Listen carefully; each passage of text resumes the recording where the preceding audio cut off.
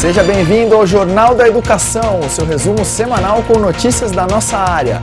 Nessa semana nós vamos falar sobre o desafio da quantidade e da qualidade nos cursos de licenciatura, sobre o investimento recorde, mas ainda assim insuficiente em educação e finalmente trazer novidades sobre o PNE. Esta é a redação de Nova Escola e Gestão Escolar e este é o Jornal da Educação.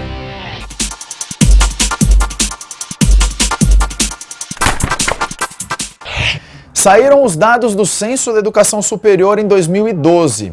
O total de alunos matriculados em universidades e faculdades ultrapassou os 7 milhões. Isso representa um crescimento de 4,4% em relação às matrículas de 2011. Para os cursos de licenciatura, as notícias não são boas. Primeiro, o crescimento registrado foi de apenas 0,8%, embora o país precise de mais professores, como a gente já vem discutindo aqui há algum tempo. Também é polêmico o fato de que 4 em cada 10 estudantes de licenciatura estarem cursando a licenciatura na modalidade à distância. Além dos números, também preocupa o que vem sendo ensinado de fato nesses cursos. São diversas as pesquisas que mostram que tanto os cursos de pedagogia quanto os cursos de licenciatura não preparam para a atuação em sala.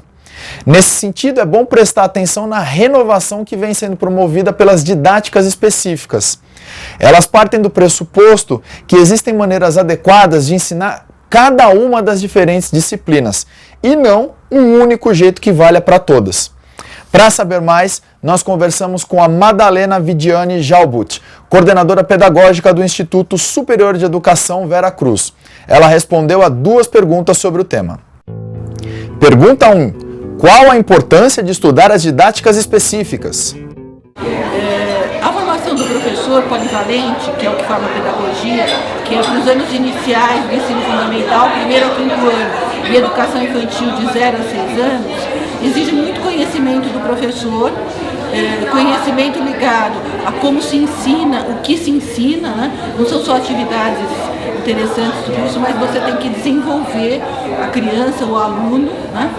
Fazer com que ele aprenda e se desenvolva e desenvolva algumas competências. Pergunta 2. Quais são as etapas essenciais para compreender as didáticas específicas? Primeiro, o que significa aquela área de conhecimento? Então, o que as artes significam? Né? O que a língua significa? Depois, você tem que fazer uma transposição didática desse conhecimento para como você ensina esse conhecimento e para cada faixa etária. Eu sempre falo que ensinar a língua para uma criança de 2 anos é uma coisa, você tem que trabalhar a linguagem oral, que é muito importante, a gente fala, mas você tem que trabalhar o aluno, e principalmente o aluno da rede pública, a se expressar em diferentes contextos.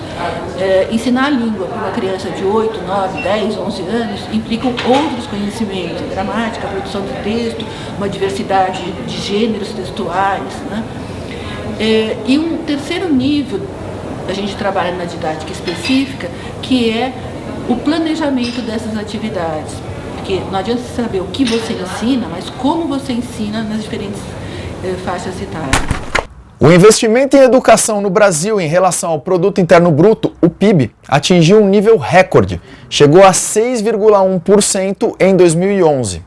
Os dados são do último relatório da Organização para a Cooperação e Desenvolvimento Econômico, a OCDE, que é uma espécie de clube das nações mais desenvolvidas do planeta. O relatório mostra que o Brasil se equiparou à Suíça no investimento em relação ao PIB. Mas, quando a comparação é em dólar, ainda a gente está muito distante. No Brasil, se investe cerca de 2.960 dólares por estudante todo ano, enquanto na Suíça esse valor é quase 6 vezes maior. Tem uma conta simples que ajuda a entender como esse valor ainda é insuficiente. Se nós pegarmos os 2.960 dólares e convertermos para reais, vai dar mais ou menos 6.600 reais por ano. Dividindo por 12, que é o número de meses do ano, nós vamos ter um investimento mensal de 550 reais para cada estudante, o que é bastante inferior à mensalidade dos bons colégios particulares.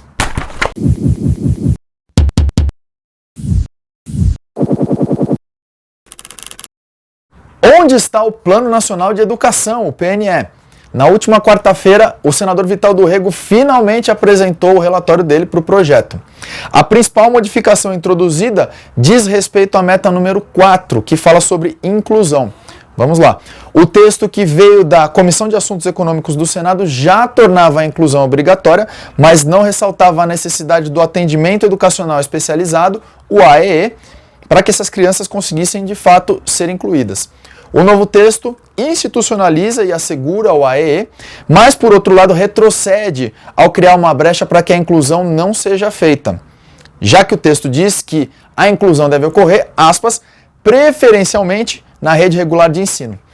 Isso na prática significa que as crianças podem continuar frequentando escolas especiais, privadas, portanto, do contato com crianças da mesma idade que não tenham deficiências. A matéria segue agora para votação na Comissão de Constituição e Justiça, possivelmente na próxima quarta-feira. Frase da semana. Quem topa dar aula nas áreas remotas, em geral, tem pouca formação e nenhum incentivo. Mais professores para áreas remotas?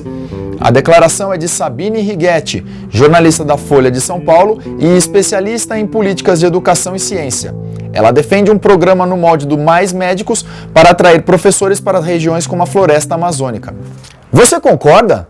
Deixe a sua opinião no Facebook de Nova Escola, facebook.com/revista Nova Escola, embaixo dos posts do Jornal da Educação. As melhores opiniões retornam neste programa na próxima edição.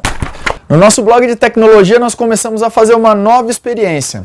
Assim como você, aqui na redação de Nova Escola e Gestão Escolar, a gente usa muito programas como Word, Excel, PowerPoint, navegadores de internet, leitores de PDF e por aí vai. Então a gente pensou, vamos compartilhar algumas dicas que dizem respeito a dramas do dia a dia nesse programa. Por exemplo, quando você copia um texto da internet, as maiúsculas e minúsculas ficam todas fora do lugar. Existe algum jeito simples de resolver esse problema? Existe. O primeiro tutorial trata justamente sobre esse tema. Confira um trecho. Algumas vezes você está lá na internet e por alguma razão, dá algum pau no programa, você copia um texto e ele vem mais ou menos assim, ó. A nossa vida mudou quando a gente descobriu que existe uma combinação mágica de teclas chamada Shift e F3. Acesse novaescola.org.br/blogs/tecnologia e diga se a gente deve continuar fazendo esse tipo de post, se você achou útil ou não. Por hoje é só, fim do Jornal da Educação, um grande abraço e até semana que vem. Tchau!